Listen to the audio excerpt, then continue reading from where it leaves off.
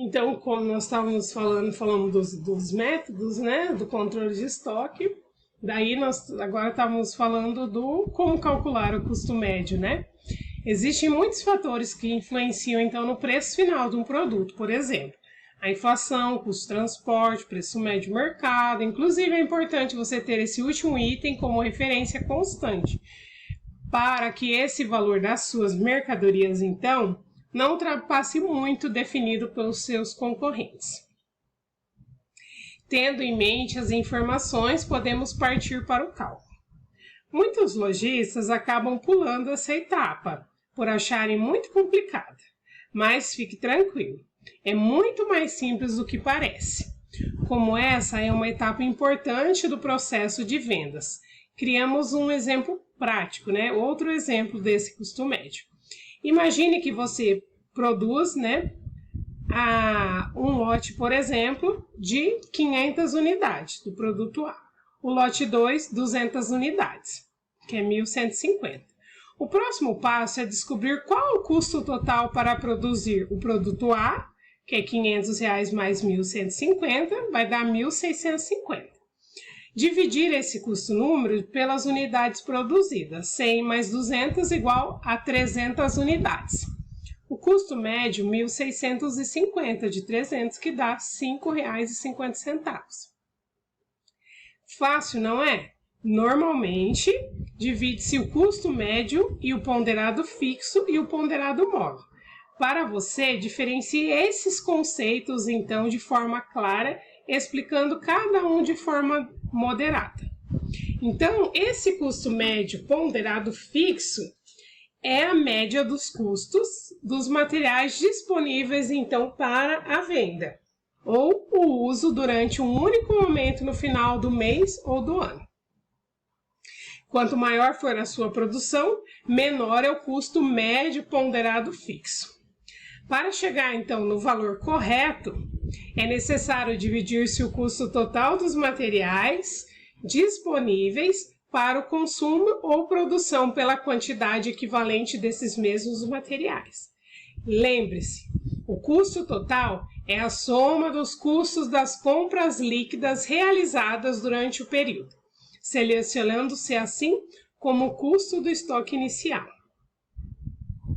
Fique atento, por ser uma apuração que acontece apenas no final de um longo período, mês, semestre, ano, o custo médio ponderado fixo só deve ser anotado por empresas que utilizam o sistema de inventário periódico.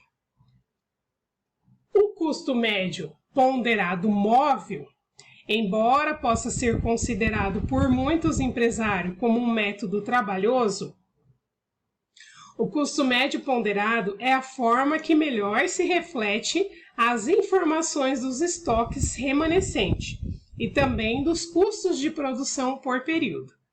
Além disso, ele também é mais aceitável no ponto de vista fiscal. A sua principal característica, então, é o estoque final. É o custo de mercadorias vendidas ou também requisitadas. Para uso na produção, são válidos considerando-se o preço do custo.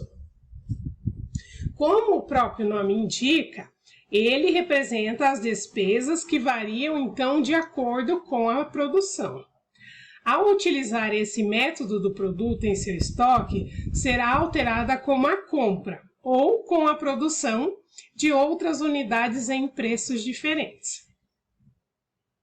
Ou seja, quando a produção, então, aumentar o valor, será maior. E quando a produção, então, diminuir, o valor também vai diminuir. Fique atento. Se o sistema do controle de estoque adotado pela sua empresa for o inventário permanente, você deverá utilizar-se o custo médio ponderado móvel, pois o seu estoque é constantemente, então, atualizado em sua contabilidade. Os métodos de avaliação, então, do estoque, após a gente conhecer melhor sobre o custo médio, que é necessário escolher um método de avaliação que auxiliará você na definição, então, dos parâmetros para análise durante o cálculo. Depois a gente viu também o método PEPS, que é o método que primeiro que entra, primeiro que sai. Utiliza-se o cálculo no valor do lote mais antigo do estoque, assim conforme os itens foram saindo, passa-se para o lote mais antigo entre os restantes. E também nós vimos sobre o método WEPS, que esse método funciona ao contrário do anterior. O último a entrar, primeiro a sair. Dessa forma, ele mantém a ordem da saída dos produtos. Porém, para o cálculo, considera-se o valor dos produtos já adquiridos mais recentemente. Uma forma eficaz de compensar possíveis aumentos nos custos dos produtos adquiridos. Qual é o método de controle de estoque que você utiliza na sua loja hoje ou na sua empresa, né? Então, esses são os métodos que nós temos falado.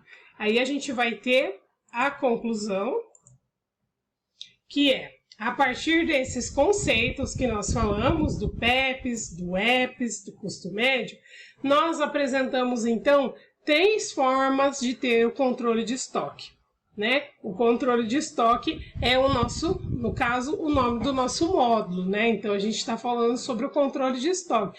E a gente falou algum dos métodos, né, que foi apresentado nessa aula sobre esses 3 métodos, né? Então, extrair as informações que são essenciais para a administração.